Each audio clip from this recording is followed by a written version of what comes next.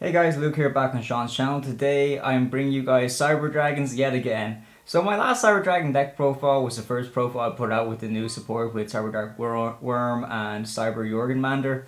However, I did only a little bit of testing with that particular deck before I met the profile and put it out. But now that the dust has settled a little bit and I got a bit more time to practice now and everything, I did add a few different changes to the deck now. I actually do think that this deck is a lot stronger than the previous one because I think I made some necessary changes in order to make the deck a bit more consistent, a bit more powerful. And now I think this is the way that the deck needs to be played. So without further ado, let's just get into Cyber Dragons. Starting things off, 3 copies of Cyber Dragons. I will still stand by this as a trio just because I actually think it is worth running at 3. I want to run as many Cyber Dragon names as I possibly can in this deck without it being a total brick fest. So that's why I decided to go with 3 copies of Cyber Dragon. My last build was 41 cards because I let you make the decision if you want to cut one Cyber Dragon out or not. But now this is a 40 card deck. I highly recommend running Cyber Dragon at 3. I think it's definitely necessary with the ratios I'm running in this build. We run 3 copies of Cyber Dragon Core. Core, of course, is the best starter in the deck. Core has a mandatory effect on normal summon that when it is normal summoned you can add 1 cyber spell or trap card from your deck to your hand. But that's not all Core can do. Core has another effect that you can activate if you didn't use that search effect, that if Core is in the graveyard and only your opponent controls a monster, what you're able to do is you can banish Core from the graveyard and then special summon 1 Cyber Dragon monster from your deck. So not only is he a good starter on normal summon, but also he is a good recovery if you're a few turns into the game. I definitely recommend maximizing your copies of Core at 3. Next up, typical 2 copies of Herz. Some people I see only run Herz at 1 now, but I don't necessarily think that is the most optimal ratio. We do want more Cyber Dragon names in the actual deck because I've kind of turned this more into a focus on fusion summoning. So it's definitely better to have as many names as you possibly can have for this deck. So I think Herz is definitely important for that. He has a special summon effect where if he special summons he can make his level become level 5, which is good for your AA-ZEUS plays, but honestly we never really use that. We mostly use his graveyard effect, that if he is sent to the graveyard, you can add 1 Cyber Dragon from your deck or your graveyard to your hand. So a good thing to note about that effect is that it specifically says Cyber Dragon. So most of your Cyber Dragon monsters' names are actually Cyber Dragon in the graveyard. So if Herz gets sent to the graveyard and you also have Core in the graveyard already, since Core's name is Cyber Dragon when he's in the graveyard, you can actually add that Core from the graveyard to your hand.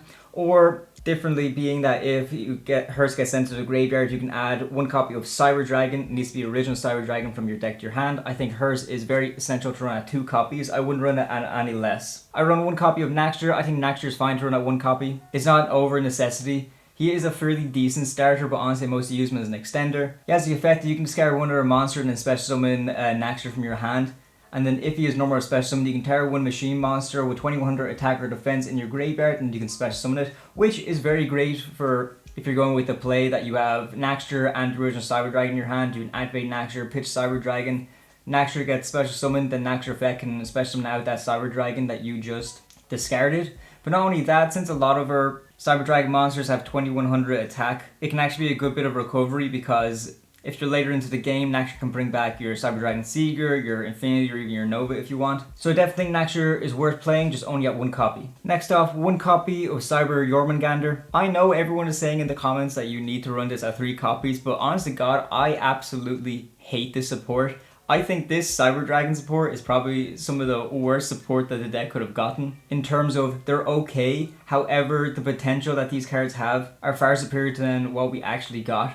So some people would say you definitely want to be running Jormungandr at 3 copies because if this is going second deck, you're going to want to open him in the sense that he has the effect that if your opponent controls a monster, you can special summon this card from your hand and then take 1 Cyber Dragon from your deck and either special summon it or equip it to this card. Which, yeah, is fine, it's perfectly great. But I tell you what's one of the main things that I absolutely hate about this card is that his name is Cyber Jormungandr. He's not known as Cyber Dragon Jormungandr. So when this support was originally announced, I was under the impression that what you can do is say Foolish Burial Core and you can use Core's effect to banish yourself and then special summon Jormungandr out and then Jormungandr effect, bring out Cyber Dragon, boom, you have an instant rank 5.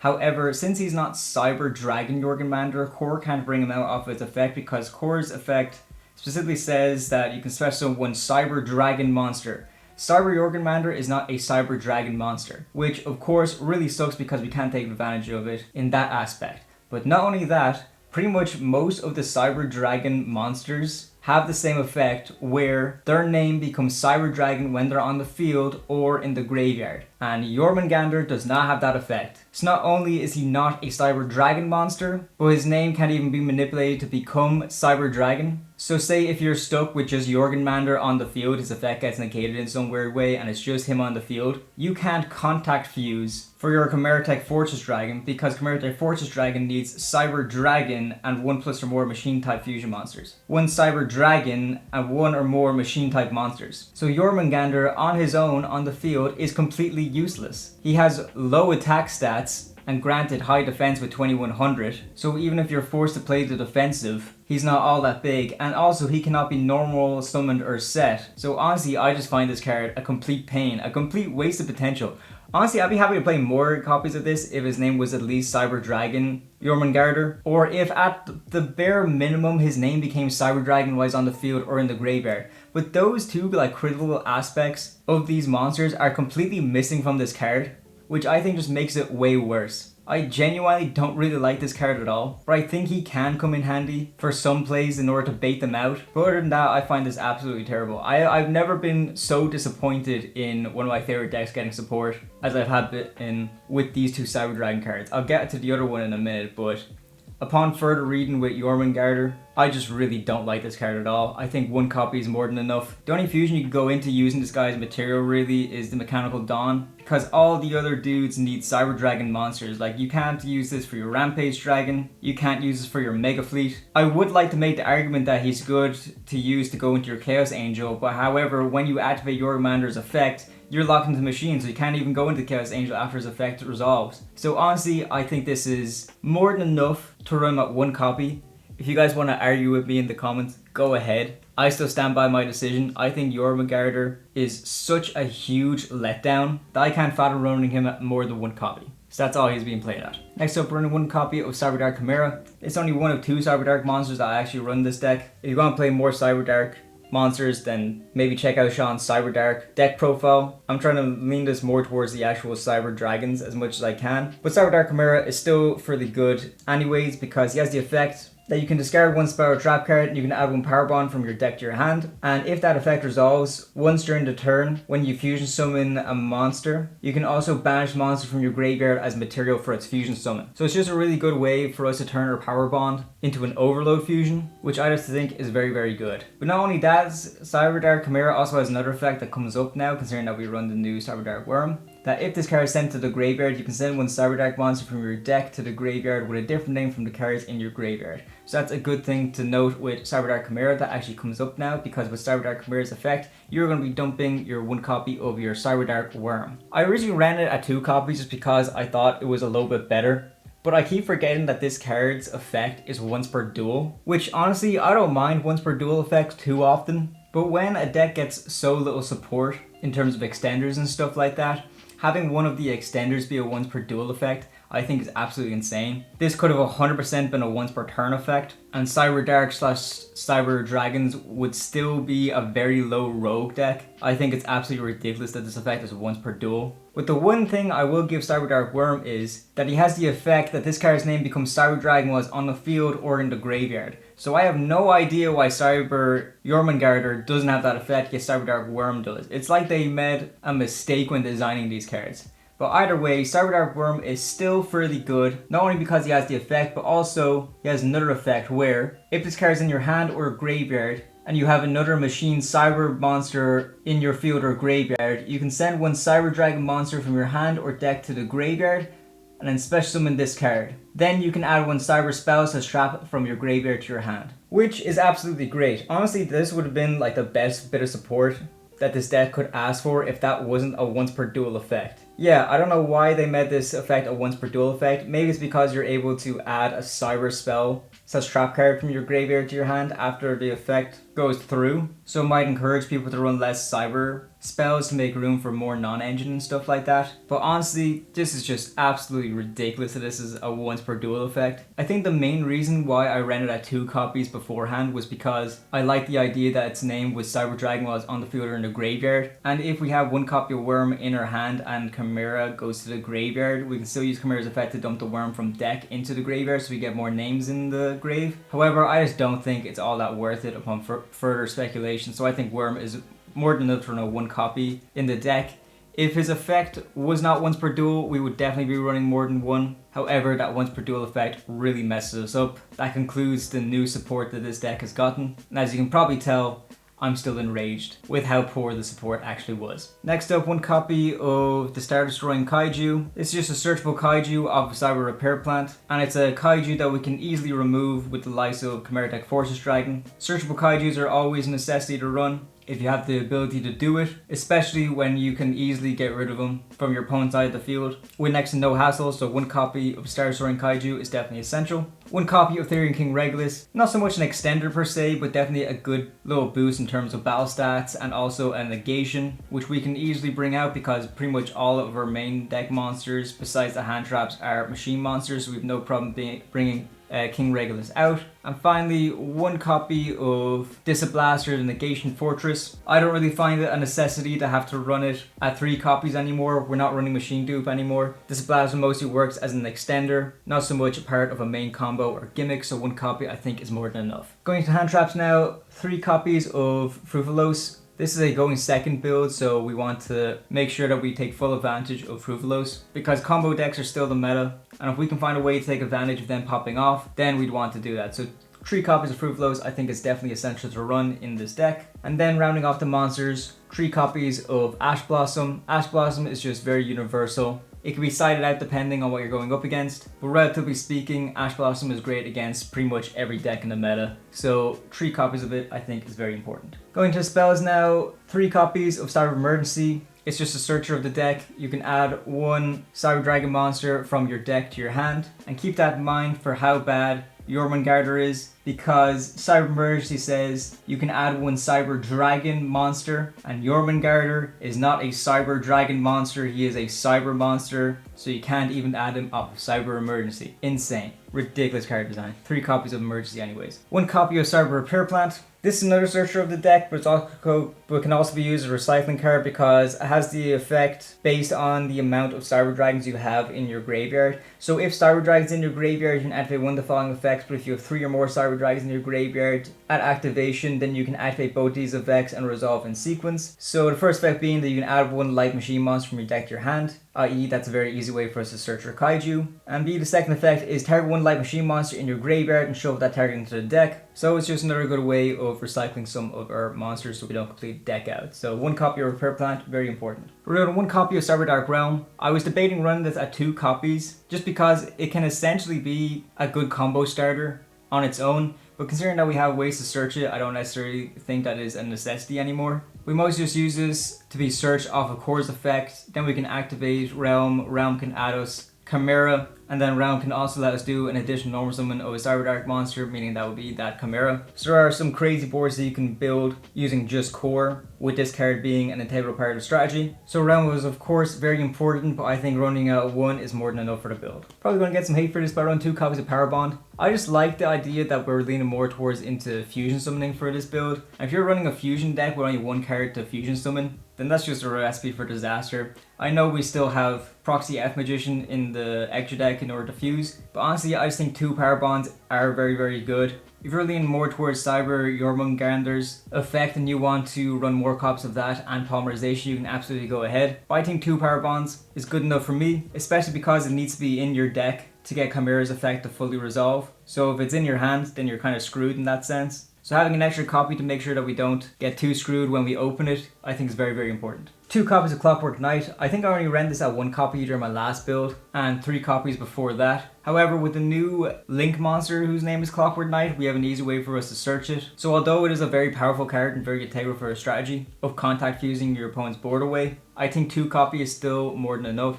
So 2 copies is all we run it at. Going to some board breakers now. 3 copies of Forbidden Droplet. Droplet I think is just a really good board breaker. It's just a hard one for your opponent to play around, so I definitely think it's worth to run at 3 copies in the deck. We can also use this as an advantage to fill up the graveyard with more Cyber Dragon names if we were going for our Chimera plays. So I definitely think it's worth running at 3 copies. We also run 2 copies of Lightning Storm, again just a very good board breaker. This is a going second build after all, so we want to take full advantage of these going second cards. We also run 1 copy of Triple Tactics Talent, newly limited to 1. run. It's just a very powerful card. I definitely recommend you guys run it at 1 copy. It's just great if we get interrupted. It's a good way for us to recover because this obviously isn't the strongest deck out there. We need a way to recover from interruptions. And speaking of interruptions, another good way to combat them is 1 copy of Call by the Grave as well. This is a combo deck at the end of the day, so we don't want to get interrupted. And that rounds off the spell cards. We're going to round it off with the traps. 3 copies of Imperm. An overall great hand trap. It's got Nova on the art, so of course this card was just made for Cyber Dragons. 3 copies of Imperm.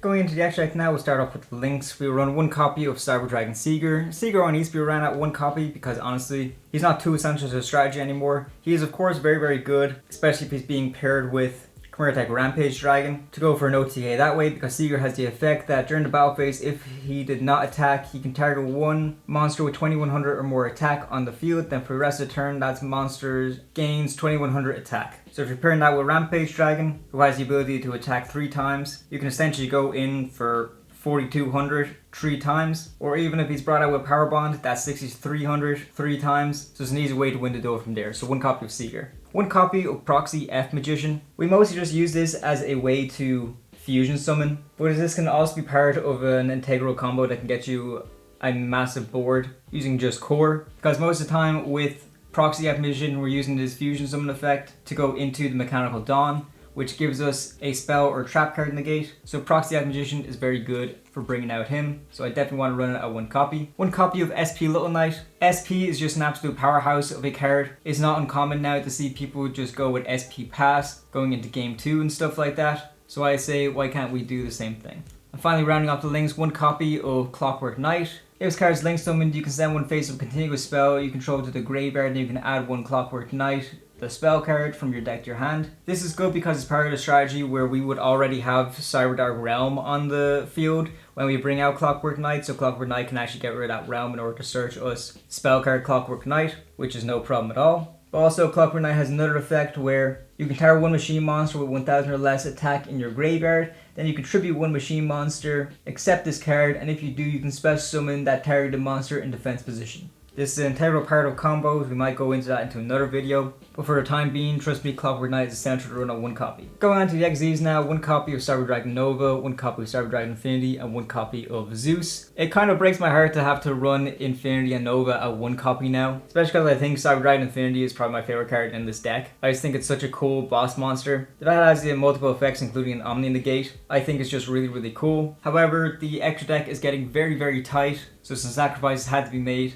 and unfortunately, the extra 2 card slots had to be sacrificed. But I still think it's worth running 1 of each of these cards in the actual deck itself. So definitely run those cards at this ratio. 1 copy of Chaos Angel. It's getting harder and harder for us to go into Chaos Angel anymore. However, when we do go into her, she can be an absolute beast for your opponent to play around. So I still think it's worth running it at 1 copy. Going into the contact fusing monsters, 2 copies of Chimeratech Force Dragon and 1 copy of Chimeratech Megafleet Dragon. Megafleet is a very simple way for us to get rid of a problematic monster in our opponent's extra monster zone, because all you need to do to go into Megafleet is have 1 Cyber Dragon monster on the field and 1 monster in the extra monster zone to contact fuse them away to go into Megafleet. That's pretty much the only reason we run them. But Forces Dragon is definitely the better contact fusing monster in this deck, because with the spell card Clockwork Night, it turns all monsters on the field into machine monsters. So if all monsters on the field are machine and we have a Cyber Dragon monster, we can contact fuse them all the way to go into Fortress Dragon, who gains 1000 attack times the number of materials used for its special summon. So it's definitely worth running in this ratio. 1 copy of the Mechanical Dawn. Again, we mostly use Proxy F Magician in order to go into this guy, because there's a combo we'll show in another video where you can easily go into him going first, and then that just has a spell / trap negate on the field with the likes of this guy.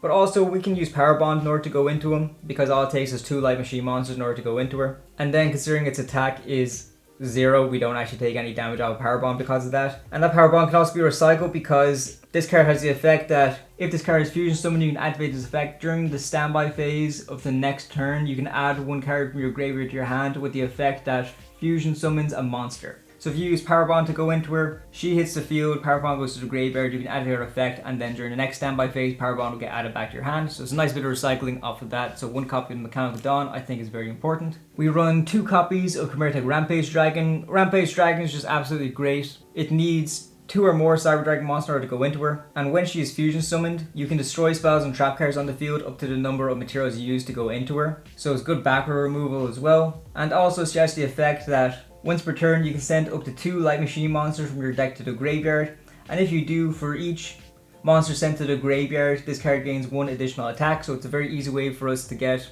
Rampage Dragon to attack 3 times in the 1 turn, which is absolutely crazy if you're bringing this out with the likes of Power Bond, or with the help of Seeger. You can make this card attack 3 times with a monstrous amount of attack, so you can easily win games with that. Finally, rounding off the edge deck, we run 1 copy of Cyber Twin Dragon.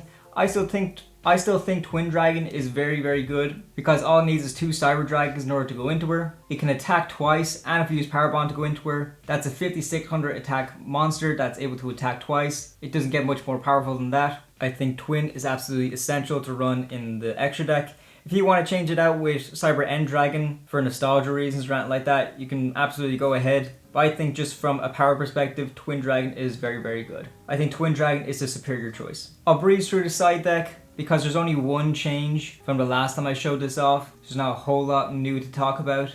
We run 1 copy of Carnot the Eternal Machine. This is just a very good extender, I find, to have as just a big beater. If we know what our opponent is up to and we think that we're going to need the extra body on the field, and we know that our opponent's going to be activating a bunch of monster effects during our turn, Carnot is very good to be running because it can be an unexpected surprise that your opponent won't really be looking out for, so I definitely think it's worth running a 1 copy in the side deck. We run Triple Lancia because, again, Malice is definitely the top deck right now, and Lancia is a good way to just kind of combat that, so they're not going to be banishing a bunch of stuff to get their effects to pop off. So Triple Lancia in the side I think is very important to go against them. We run 1 copy of Harpy's Feather Duster. That's the only backward removal we run in the actual side deck. We also main deck Lightning Storm and also Rampage Dragon's effect to pop back row as well. Means that we do have plenty of ways to kind of pop back row, so we're not really stuck for it. So I think 1 copy of Harpy's Feather Duster is all you really need, especially because we can search it with Triple Tactics Thrust, which we also run 2 copies of in the side deck too, which I think is very good. Definitely keep this ratio. And next up, the 1 change that I made to the side deck is I run 3 copies of Salesband now as well. Salesband is pretty good because it has the effect where you can declare 1 card name, and then for the rest of this turn your opponent cannot activate cards or effects of cards with the same original name as that declared card. The same restrictions apply to you but for the rest of the duel instead of just a turn. But I think this card is absolutely insane. I originally thought it was just going to be like a hand trap sort of thing, where say we know that we add a lot with this deck, we don't want to get drolled, we can activate Salesband, call Droll and Lockbird, then we can't get drolled for the rest of this turn or even Nibiru or anything like that. But also, since this is a going second deck as well, what we can do is we can just activate Salesband and then we can call the name of a card we know our opponent has. Example, like a Bestial or something like that. Then Salesband just knocks off the effect of that Bestial for the rest of the turn, so we're less likely to get interrupted that way. So I definitely think Salesband deserves a spot in this deck. I can't recommend it enough. I think this might be a side deck staple going forward with today's meta. We also run 3 copies of Gordian Slicer. Gordian Slicer is of course a very powerful card. Fantastic board breaker. Its activation effect cannot be negated, so it's impossible for your opponent to interrupt it. The only downside of it is that you have to activate at the start of your main phase 1 or 2. But having said that, we really don't mind. It is a very powerful board breaker. I definitely recommend running it at 3 copies in the side. And then rounding us off, the 2 thrust targets, Different Dimension Ground and Dimensional Barrier, of course make an appearance in the side deck. They're just the 2 best targets to get off of your Triple Tactics Thrust, and depending on the matchup they can be really devastating to our opponent too. So I highly recommend running 1 of each in the side. So that does it for the deck. Please let me know what you guys think. I'm really happy with this deck turned out. Are you guys as disappointed as I am with the new support that we got for this deck? I didn't realize how mad I was with the new support until I started actually properly getting more time to play test and stuff like that, and just picking up how restrictive Jormungandr actually is. I just can't deal with that card anymore. But if you guys still want to run them at more copies, then absolutely be my guest. It's just my interpretation of the deck, and deck can be changed around to whatever your playing style preference is. So this is just how I choose to play it. If you guys are interested in building this deck, one way that you can do that, which will also help support the channel, is by using the affiliate links down in the description. If you use those affiliate links to buy these cards, you directly support the channel, which helps myself and Sean keep bringing you guys these videos. Another good way to support the channel is if you guys can consider becoming a member. I want to give a big shout out to all our members. We of course have Kieran Thompson, Roniel, Jojo TV, John Cran, and Vex. Massive thank you to all you guys. We really appreciate your support. Sean and I will continue to do our best to bring you guys as much good content as we possibly can. And to everyone else, please like the video and subscribe to the channel. And leave a comment to let me know what you guys think. Until then, we will see you guys next time. Bye bye.